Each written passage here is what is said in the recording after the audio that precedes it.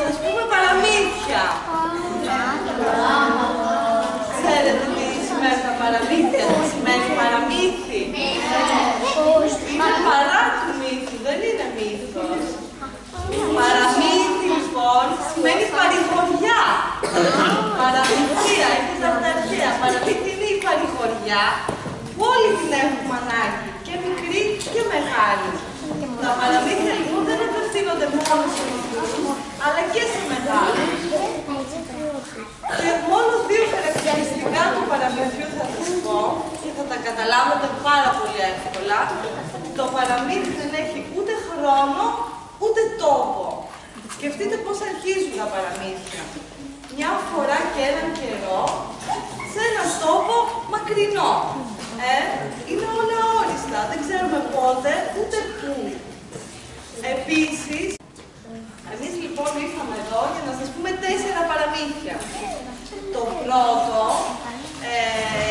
είναι από τους Ινδιάνους Ναβάχο και θα μας το αφηγηθούν η Κλεοπάτρα η Κάτσιου και η Ανθή η Κάτσιου.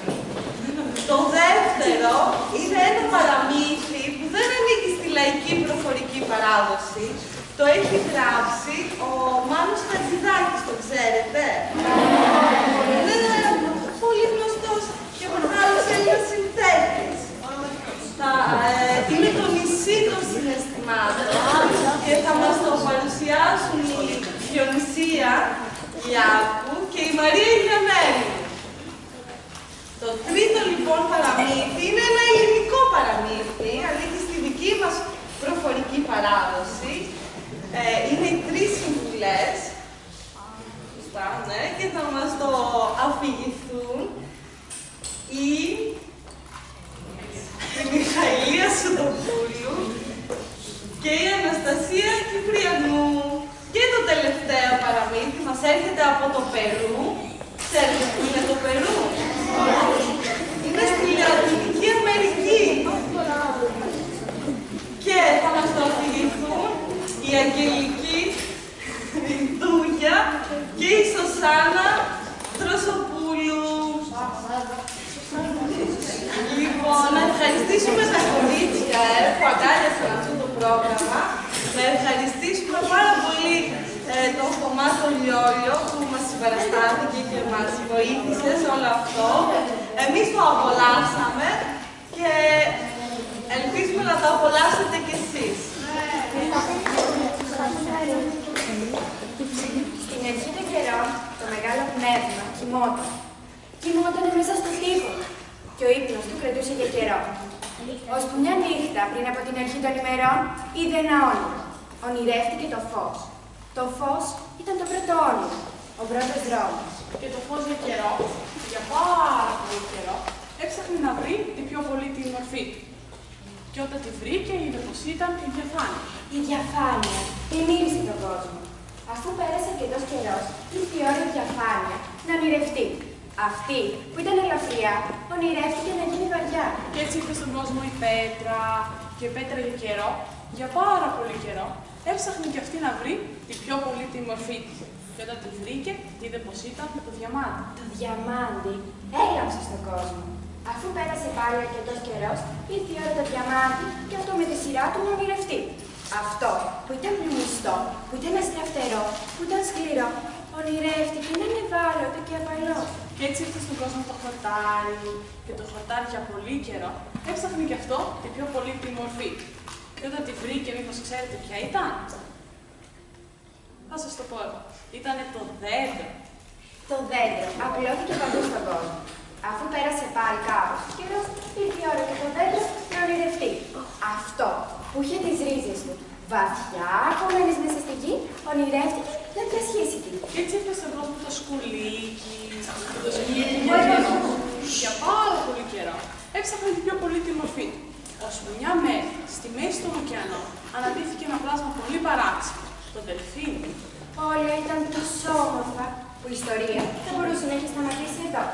Όμως όχι, γιατί και το δελφίνι είναι και αυτό με τη σειρά του το 5ο όνειρο. Και έτσι δημιουργηθήκαμε εμείς οι άντρες. Εμείς είμαστε το 5ο όνειρο, ο 5ος δρόμος. Και η ιστορία σταματάει εδώ. Όμως η Γιάννα Ναβάχο που την είπε και ένα μυστικό. Θα σας το πω κι εγώ. Μέσα σε κάθε χρώμα κρύβεται όλου του κόσμου το φως. Μέσα στην πιο μικρή πετρούλα που κυλάει στην άκρη του δρόμου βρίσκεται ένα διαμάτι. Μέσα στο πιο ταπεινό χορτάρι κοιμάται ένα μεγάλο πέφτο. Και μέσα στο πιο μικρό σκουλικάκι ονειρεύεται ένα δελφίνι. Όσον αφορά εμάς τους ανθρώπους, άρα για να είμαστε το πιο όμορφο ζώο, το πιο έξυπνο ζώο. Μήπως όμως δεν είμαστε ζώο, γιατί είμαστε το μόνο που έχει λόγο. Άρα δεν και αξίζει να είμαστε κυρίαρχοι σε αυτόν τον κόσμο. Γιατί έτσι κι αλλιώς είμαστε κάτι ξεχωριστό. Από το φως, το ρηκτό, το φυτό, το ζώο. Έτσι δεν είναι? Ή μήπως, όπως λένε οι Ινδιάνοι Ναβάχο, δεν είμαστε παρά το όνειρο ενός ζώου. Ένα όνειρο που βγήκε στον δρόμο αναζητώντας την πιο πολύτιμη μορφή. Και όταν τη βρει, και αυτό με τη σειρά του να ονειρευτεί.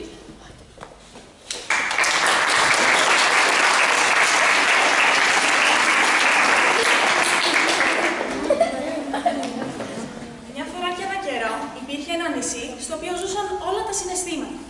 Εκεί ζούσε η ευτυχία, η λύπη, η γνώση, η αγάπη και όλα τα άλλα συναισθήματα. Μια μέρα έμαθαν ότι το νησί τους τα βούλιαζε και έτσι αποφάσισαν να επισκευάσουν τις βάρκες τους και να φεύγουν από το νησί. Η αγάπη όμως ήταν η μόνη που έμεινε πίσω. Ήθελε να αντέξει μέχρι την τελευταία στιγμή. Όταν το νησί άρχισε να βουλιάζει, η αγάπη αποφάσισε να ζητήσει βοήθεια. Πρώτο-πρώτο είδε τον πλούτο να περνά με μια λαμπερή θαλαμιγό. Πλούτο μπορείς να με πάρεις μαζί σου? Δεν μπορώ, αγάπη. Το σκάφος μου είναι γεμάτο ασήμι και χρυσάφι και δεν υπάρχει χώρος για σένα. Στη συνέχεια, η αγάπη αποφάσισε να ζητήσει βοήθεια από την αλαζονία, που επίσης περνούσε από μπροστά της με ένα πανέμορφο σκάφος. Σε παρακαλώ, βοήθησέ με. Δεν μπορώ, αγάπη, να σε πάρω μαζί μου. Είσαι μουσκεμα και θα μου βρέξει το όμορφο μου σκάφος. Εκεί στην άκρη ήταν και η Λύπη μόνη της. Λύπη, μπορείς να με πάρεις μαζί σου? Ω, αγάπη, είμαι τόσο λυπημένη που θέλω να μείνω μόνη μου. Τότε, η αγάπη αποφάσισε να ζητήσει βοήθεια και από την ευτυχία. Όμως ούτε αυτή την άκουσε. Ξέρετε μήπως γιατί? Ήταν τόσο ευτυχισμένη που ούτε καν την άκουσε να τη ζητάει βοήθεια. Ξαφνικά ακούστηκε μια φωνή. Αγάπη, αγάπη, έλα εδώ. Θα σε πάρω εγώ μαζί μου. Ποιος να ήταν? Ήταν ένας πολύ ηλικιωμένος κύριος, τον οποίο η αγάπη δεν τον γνώριζε. Ήταν τόσο χαρούμενη που ξέχασε να ρωτήσει το όνομά του. Όταν φτάσανε απέναντι στη στεριά, οι δρόμοι τους χωρίστηκαν. Η αγάπη, γνωρίζοντας πόσο ευγνωμοσύνη χρωστούσε στον κύριο που τη βοήθησε, αποφάσισε να ρωτήσει τη γνώση. Γνώση, ποιος με βοήθησε? Ο χρόνος. Ο χρόνος? Γιατί να με βοηθήσει ο χρόνος? Τότε η γνώση χαμογέλασε και με βαθιά σοφία είπε πως μόνο ο χρόνος μπορεί να καταλάβει πόσο μεγάλη σημασία έχει η αγάπη.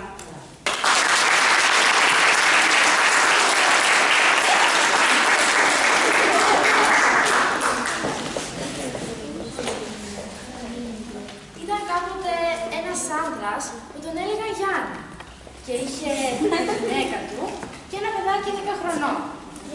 Αυτός δούλευε από το πρωί ως το βράδυ και τα χρήματα που έβγαζε του έφταναν ίσα-ίσα για να ταΐσει την οικογένειά του με ψωμί.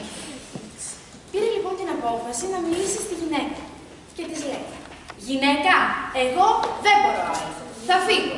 Θα πάω στα ξένα για να μπορέσω να σου στέλνω χρήματα να χορεύεσαι καλά με το παιδί μας». «Να πάω στο καλό άντρα», του λέει η γυναίκα. «Μονάχα να έχει την έννοια στο σπίτι, να μας στέλνει την οικονομιόμαστε». Φεύγει λοιπόν ο Γιάννης από το χωριό και πάει στην πόλη. Μα δεν μπόρεσε να βρει καμιά καλή δουλειά, γιατί ήταν άτυχος και αναγκάστηκε να μπει δούλος σε έναν άκρη. Το αφεντικό αυτό λοιπόν, όσα χρόνια κι αν του δούλεψε ο Γιάννης, δεν του έδωκε καμιά πεντάρα. Μονάχα η γυναίκα του αφεντικού καμιά φορά του δίνει από κανένα νόμισμα και εκείνος το έστελνε στο χωριό στην οικογένειά του. Πέρασαν 10 χρόνια και ο Γιάννης βαρέθηκε τη ξενιτιά. Θέλησε να γυρίσει πίσω στο χωριό, στη γυναίκα και στο παιδί του. Του είχε πονέσει για την πατρίδα. Ετοιμάζει λοιπόν τα πράγματά του και λέει το αφεντικού του να του πληρώσει τη δούληψη που του χρωστούσε τόσα χρόνια. Βγάζει λοιπόν το αφεντικό και του δίνει 3 λίρες μονάχα. Και του λέει: «Να, ορίστε, πάρε αυτές τις 3 λίρες. Τόσο κάνει η δούλευση που μου παρήχες αυτά τα 10 χρόνια». Τι να κάνει λοιπόν και ο Γιάννης, πήρε τις λίρες, είπε που ήταν λίγες όμως, δεν είπε τίποτα. Μονάχα Αναστέναξε από μέσα του, χαιρέτησε τον παιδικό του και κίνησε να φύγει. Πριν καλά φύγει, το φωνάζει και του λέει: Γιάννη, δώσε μου μία λίρα να σου πω μία συμβολή. Μα αφεντικό, όχι, δώσ' μου. Και έτσι του λέει την πρώτη συμβουλή. Για ό,τι δεν σε μέλει, μη ρωτάς. Καλά, λέει ο Γιάννης. Και συνεχίζει. Πριν καλά όμως βγει από το παλάτι, του λέει: Γιάννη, δώσε μου ακόμα μία λίρα να σου πω κι άλλη μία συμβουλή. Και τότε του λέει: Ποτέ να μην παρασταθήσεις από τον δρόμο που πήρες. Φεύγει λοιπόν ο Γιάννης και συλλογιζόταν και έλεγε με τον νου του: Τι να την κάνω έρμος μια λίρα μονάχα, πώς να γυρίσω στο σπίτι μετά από 10 χρόνια ξενιτιάς με μια λίρα. Και έτσι τον ξαναφωνάζει πάλι και του λέει: Γιάννη, δώσ' μου και την τρίτη λίρα να σου πω ακόμα μια συμβουλή. Και του λέει: Τον απόψινό θυμό φύλαγε τον το πουρνό. Φεύγει λοιπόν ο Γιάννης για το χωριό. Στον δρόμο που πήγαινε, βλέπει έναν αράπη πάνω σε ένα δέντρο που κορνούσε φλουριά στα φύλλα του δέντρου. Παρεξενεύτηκε, μα θυμήθηκε την πρώτη συμβουλή του αφεντικού του. Μήπως θυμάστε ποια ήταν? Θα σας την πω εγώ. Για ό,τι δεν σε μέλει, μη ρωτάς. Έτσι, τράβηξε ίσια το δρόμο. Στάσου ρε, του λέει ο αράπης. Ο Γιάννης στάθηκε φοβισμένος και ο αράπης του λέει: 100 χρόνια κάνω αυτό που με βλέπεις. Πέρασαν λογείς άνθρωποι και όλοι σταμάτησαν. Και εγώ τους έφαγα όλους. Μονάχα εσύ δεν σταμάτησες. Μπράβο, πολύ γνωστικός άνθρωπος. Μπράβο, σου δίνω όλα αυτά τα φλουριά. Πάρε, χαλάρι σου και άιδε στο παλιό. Πήρε λοιπόν ο Γιάννης όλα αυτά τα φλουριά, τα έβαλε στις τσέπες του, τα έβαλε στους κόρπους του και έτσι χαρούμενος όπως ήταν, συνέχισε τον δρόμο του. Ξαφνικά βλέπει κάτι αγωγιάτες, οι οποίοι είχαν καμιά 30 μουλάρια.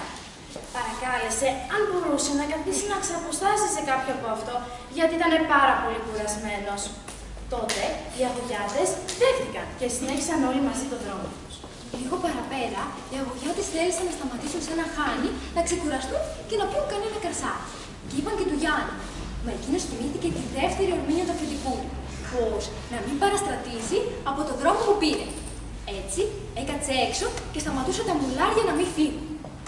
Τότε ξαφνικά γίνεται ένας μεγάλος σεισμός. Και πέφτει το χάνι και καταπλάκωσε όλους. Και χαντζή και αγωγιάτες. Ο Γιάννης φοβήθηκε τόσο πολύ, όμως δεν έκανε τίποτα. Μονάχα το σταυρό του και κίνησε για το χωριό του. Στη συνέχεια, χάρηκε πολύ, γιατί είδε το σπίτι να αγνοφαίνεται. Πήγε ευθεία και χτύπησε την πόρτα, ζήτησε αν μπορούσε να του ανοίξουν. Τότε του άνοιξε η γυναίκα, όμως δεν το γνώρισε ποιος ήταν. Βέβαια, αυτή δεν του φανερώθηκε. Και τότε απλά της παρακάλεσε αν μπορούσε να καθίσει να ξαποστάσει λίγο στην αυλή μαζί με τα μουλάρια. Η κύριε του είπε πως αν τη ζητούσε να τον βάλει μέσα, δεν θα δεχόταν. Αλλά έξω μπορούσε να ξενυχτήσει και εκείνος και τα μουλάρια. Στρατοκόπος ήταν. Λίγο παρακάτω είχε και ένα χαγιάτι. Θα μπορούσε να κοιμηθεί από κάτω. Σε λίγο, όταν ο Γιάννης πήγε να ταΐσει τα μουλάρια, είδε έναν άντρα να περνάει από μπροστά του και να κατευθύνεται στο σπίτι. «Όχι συμφορά», λέει, «η γυναίκα μου είναι με άλλον άντρα. Με ξέχασε». Έτσι, πάνω στα νεύρα του, είναι έτοιμος να πάρει το τουβέκι, να μπει μέσα, να σκοτώσει και αυτόν και αυτή. Όμως τότε θυμήθηκε την τρίτη ορμήνια που του είπε και το αφεντικό. Μήπως θυμάστε ποια ήταν? Θα σας την πω εγώ. Τον απόψινό θυμό φύλαγε τον το πουρνό. Έτσι λοιπόν αφήνει το όπλο και προσπαθεί να κινηθεί. Μα πού να κλείσει μάτι. Ξημερώνοντας, ο Γιάννης πήγε ξανά να ταΐσει τα ζώα. Και άκουσε τον άντρα που είχε μπει από βραδύ στο σπίτι να λέει στη γυναίκα του: «Πάω, μάνα, και το μεσημέρι θα σου στείλω φασούλια να με γυρεύσει». Παναγία μου! Τι πήγε να κάνει? Πήγε να σκοτώσει τη γυναίκα του και το παιδί του. Βέβαια, χάρηκε και λίγο. Πήραν τα πράγματα που είχαν από τα μουλάρια, τις λίρες που είχε μαζί του ο Γιάννης και ζήσαν αυτοί καλά. Και εμείς καλύτερα.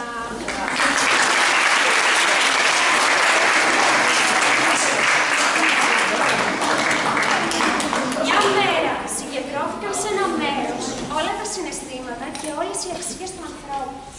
Και επειδή η Τρέλα λυπήθηκε την Ανία, δηλαδή την Παρεμάρα, πρότεινε να παίξουν κρυφτό.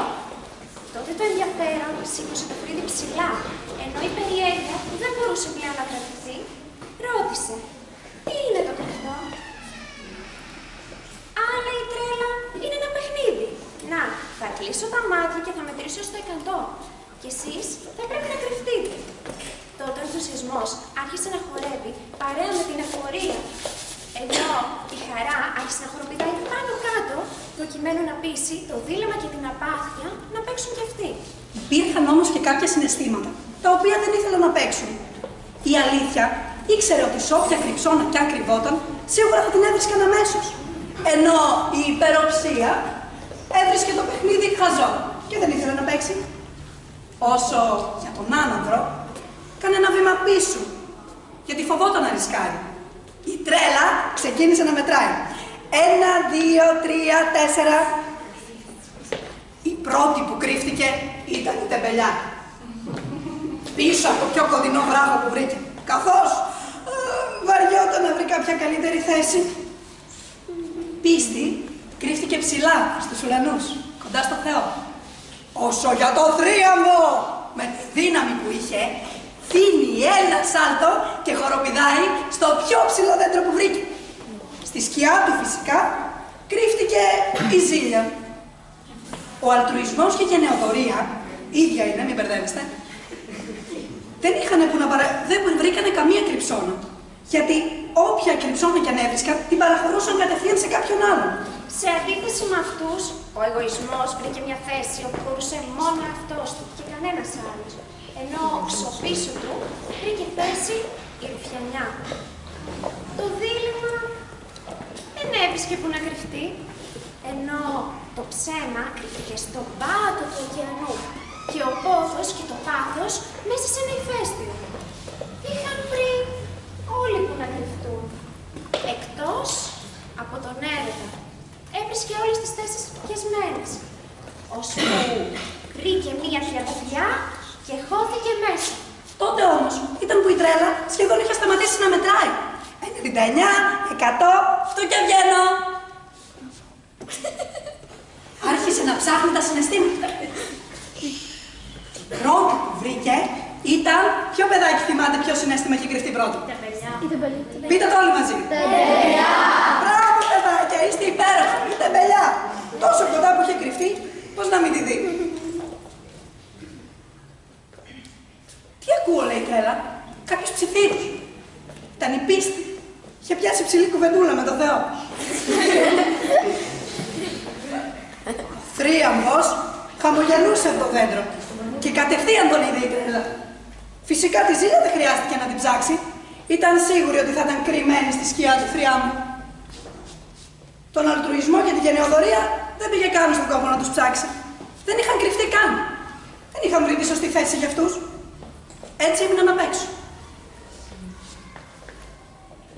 Και έψαχνε η Τρέλα, έψαχνε να βρει τον έρωτα. Είχε βρει όλα τα συναισθήματα και όλες τις αξίες, εκτός από τον έρωτα. Έψαξε παντού, παιδιά. Ανέβηκε πάνω σε βουνά. Χώθηκε μέσα σε θάλασσες. Τίποτα. Πουθενά δεν έβρισκε τον έρωτα. Είχε αρχίσει να απελπίζεται πλέον. Ήταν έτοιμη να τα παρατήσει. Όταν ξαφνικά βλέπει μπροστά της μια τριανταφυλιά. Είχε τόσα νεύρα που δεν έβρισκε τον έρωτα, που δίνει μια κλωτσιά στην τριανταφυλιά με όλη της τη δύναμη. Ωχ, ακούστηκε. Ήταν ο έρωτας, όπου τα αγκάθια της τριανταφυλιάς τον είχαν τυφλώσει. Τρελάθηκε η Τρέλα. Τι σου έκανα, λέει, και μη μπορώντας να επανορθώσει, δηλαδή να δώσει το φως στον έρωτα, του ορκίστηκε ότι θα είναι για πάντα συνοδηγός του. Και από τότε λένε, δηλαδή από αυτό το παιχνίδι, ότι ο έρωτας είναι τυφλός και η Τρέλα πάντα τον συνοδεύει.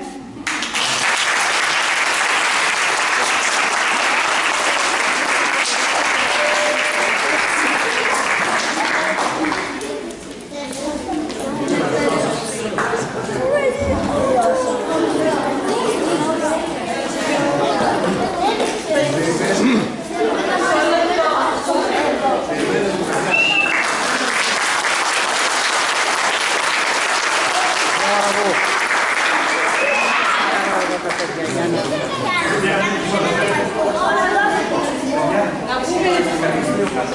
Να πω τη χαρά μου, να ανακοινώσω στα παιδιά αυτά τα θαυμάσια του πρώτου λυκείου την μεγάλη χαρά που ένιωσα και εγώ και οι άλλοι συνάδελφοι για τούτο εδώ την όμορφη παρουσίαση που μας κάνατε σήμερα ενώπιον των παιδιών του Δημοτικού.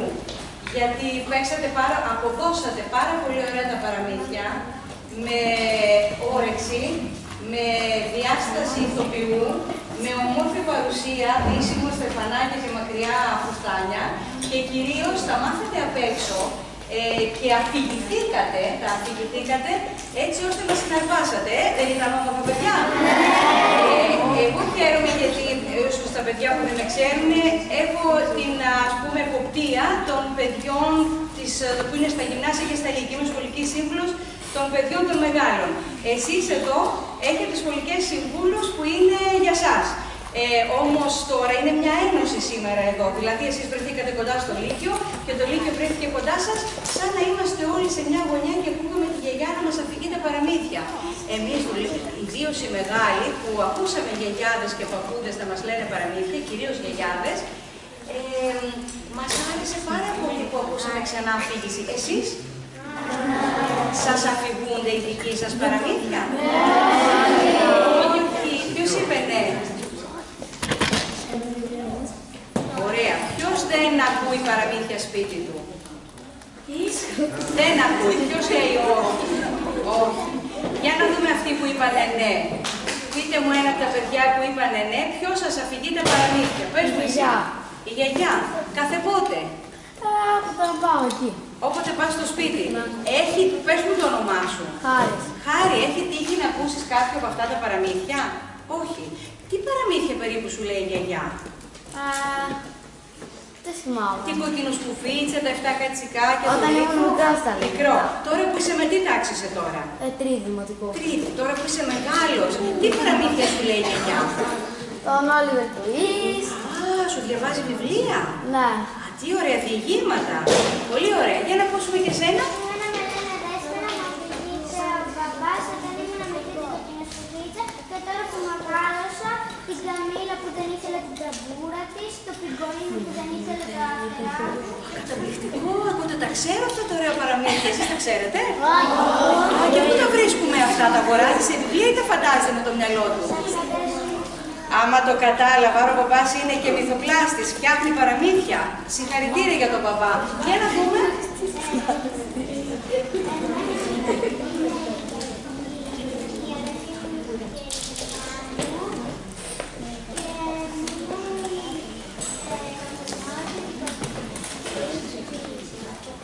Πολύ ωραία. Και να δούμε τώρα τα παιδιά που δεν τους... Εσάς δηλαδή όταν πάτε σπίτι και διαβάζετε τα μαθήματά σας και έρχεται το βράδυ, τότε σας τα λένε αυτά τα παραμύθια? Ή τα Σαββατοκύριακα, ένα άλλο παιδί που λένε παραμύθια? Εμένα μου λέει η γιαγιά μου όταν πηγαίνω, βράδυ, όταν πάμε να κοιμηθούμε, και η μαμά μου διαβάζει παραμύθια. Πολύ ωραία. Αφού ρωτήσω και τα άλλα παιδιά, θα πω κάτι μετά. Για να μου πείτε εσείς που δεν σας λένε παραμύθια. Εσένα, δεν σου έχει πει ποτέ κανείς παραμύθι? Δηλαδή τώρα είσαι Πέμπτη, όταν ήσουν πρώτη, Δευτέρα, Τρίτη ως εκεί. Τώρα γιατί, επειδή μεγάλωσες και διαβάζεις μόνη σου? Πάρα πολύ ωραία. Άρα διαβάζεις βιβλία. Αυτό είναι επίσης θαυμάσιο. Άρα λέγονται παραμύθια, ναι. Το ίδιο βιβλίο. Είναι κάποιος που δεν άκουσε ποτέ κανένα παραμύθι και δεν διάβασε ποτέ κανένα βιβλίο? Ευτυχώς όχι. Θα είχα αρχίσει να ανησυχώ. Άρα όταν σηκώσατε χέρι που λέτε ότι δεν σας λένε παραμύθια, εννοείται ότι δεν σας λένε τώρα, σας είπαν όμως παλιότερα? Ναι. Εσένα, για ένα χεράκι που δεν σου είπαν ποτέ παραμύθια, πώς σε λένε? Φίλιππα, δεν έτυχε ποτέ να ευκαιρούνε ή δεν τα αγαπούσανε? Δεν ευκαιρούσανε. Αλλά όμως εσύ άκουγες ότι άλλα παιδιά ακούν παραμύθια? Τους ζήτησες ποτέ να σου πούν παραμύθια? Όχι. Διάβασες όμως παραμύθια? Διάβασες. Ποιο διάβασες? Ένα που θυμάσαι? Τους πολλούς μύθους του Εσώπου. Μπράβο, συγχαρητήρια. Τώρα, για να κλείνουμε. Εδώ τώρα βλέπετε πού θα φτάσετε εσείς μετά από λίγα χρόνια. Κοιτάξτε λοιπόν πόσο ωραίες μαθήτριες θα γίνετε τα κορίτσια και αν είχαμε και εδώ αγόρια, θα βλέπατε και πόσο ωραίοι μαθητές θα γίνετε τα αγόρια, γιατί εδώ έχετε κοντά πολύ όμορφα λύκεια, πολύ όμορφα γυμνάσια πρώτα και μετά πολύ όμορφα λύκεια. Γι' αυτό εσείς τώρα εδώ με τους καλούς δασκάλους σας μαθαίνετε πολύ ωραία τις γνώσεις και κάνετε και κάτι άλλο που θέλω να σας το πω από τώρα, το προσέξετε. Είδατε πόσο ωραίο είναι ο λόγος. Δεν είχε τώρα ούτε κανένα βίντεο εδώ, ούτε καμιά μουσική. Και εμάς δεν μας φαινόταν ότι βλέπαμε τις εικόνες και ακούγαμε τους ήχους. Γιατί τα κορίτσια μας τα αφηγήθηκαν με έναν τέτοιο τρόπο, ώστε εμείς τι να κάνουμε, να τα, πείτε το εσείς, να τα φανταζόμαστε και να τα σκεφτόμαστε. Και τη θάλασσα τη σκεφτήκαμε και την τριανταφυλλιά τη σκεφτήκαμε. Άρα τι χάρισμα έχει ο άνθρωπος που καμιά φορά το ξεχνά. Πώς το λέμε? Μυαλό, αλλιώς πώς το λέμε? Μπράβο, σκέψη, νου, φαντασία που είπε η συμμαθήτρια εδώ. Για δείτε τώρα τι κάνετε μερικές φορές εσείς χωρίς να το καταλαβαίνετε και αυτά τα παιδιά. Πού βρίσκονται όλη την ώρα? Στο κινητό, στο τάμπλετ, στο λάπτοπ ή και στη μεγάλη παιδαγωγό που τη λέμε, την τηλεόραση. Αρνητικά όμως καλή παιδαγωγός, δεν είναι καλή. Τι κάνουμε τώρα με αυτό? Κόβουμε το χρόνο από αυτά τα ωραία πράγματα που δίνω συγχαρητήρια στην κυρία Βρύση και στον κύριο, το όνομα του, Βασιλιάδη, και βέβαια στον διευθυντή του σχολείου, τον κύριο Δρίνησια, που διοργανώσαν αυτή την εξαίρετη παρουσίαση του προγράμματος. Γιατί δίνω συγχαρητήρια? Γιατί χωρίς εσείς να χαλάσετε μάτια για να βλέπετε τα ηλεκτρονικά, χωρίς να ζαλιστεί το μυαλό. Ζαλιστήκατε καθόλου? Χωρίς να ζαλιστεί το μυαλό, να βλέπετε την εικόνα με αυτά που τα λέτε εσείς, πώς τα λέτε παιδικά, και μόνο παιδικά δεν είναι, όλο βιασμός, όλο, πώς τα λένε, όπλα, όλο μαχαίρια, όλο νιτζάκια, όλο Pokemon, πώς τα λέτε αυτά, πέστε μου, Spider-Man και τα λοιπά, χωρίς να κουράζετε. Χωρίς να κουράζετε η ψυχή σας, απολαύσατε παραμύθια τα οποία εκτός της αφήγησης, θέλω να μου πει κάποιο παιδί εδώ, τι άλλο είχαν. Ακούσατε αφήγηση, κάτι, μια αφήγηση. Ναι, διάλεξαν τυχαία αυτά τα παραμύθια εδώ οι συνάδελφοι με τα παιδιά ή τα επέλεξαν? Έλα εδώ εσύ που τα επέλεξαν, γιατί λες να τα επέλεξαν? Ναι. Γιατί τι θα λέγαμε ότι να είναι παραμύθια? Μπράβο. Γιατί δεν ήταν παραμύθι ότι να είναι αυτό και ήταν καλό? Τι παραμύθι ήταν? Το όνομά σου? Πρώτο φαντασία. Για να δούμε τι άλλο μας έβαλε. Τι ωραία το είπε το όνομά σου. Η Δάφνη είπε ότι αυτά τα παραμύθια είχαν νόημα. Καταλαβαίνετε? Για παίζουμε εσύ χρυσό μου παιδί εδώ μπροστά, το όνομά σου. Δημήτρη μου, γιατί είχαν νόημα αυτά τα παραμύθια? Τι θα πει που το είπε η Δάφνη? Νόημα δηλαδή, όλα δεν έχουν νόημα. Δηλαδή αυτό, να μας το εξηγήσει η Δάφνη? Ή θέλει κανείς άλλος να μας το εξηγήσει? Η Δάφνη, πες μας βρε Δάφνη, τι θα πει ότι αυτά τα παραμύθια είχαν νόημα και μετά θα πούμε για διάλειμμα. Ναι?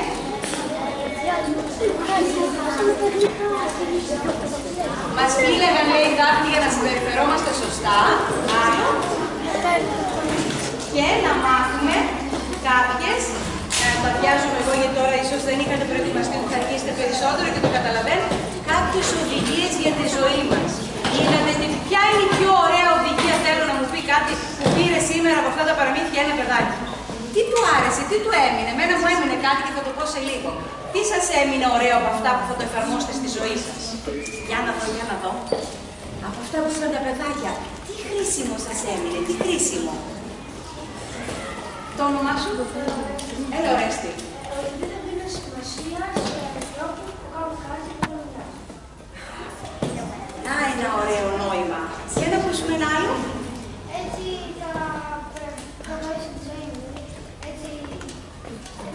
Με αυτές τις αρχές, το θες να πεις, θα προχωρήσει τη ζωή σου. Θυμάσαι μια καλή αρχή που θα την εφαρμόσει μόλις βγεις έξω από την πόρτα? Που λέει ο λόγος.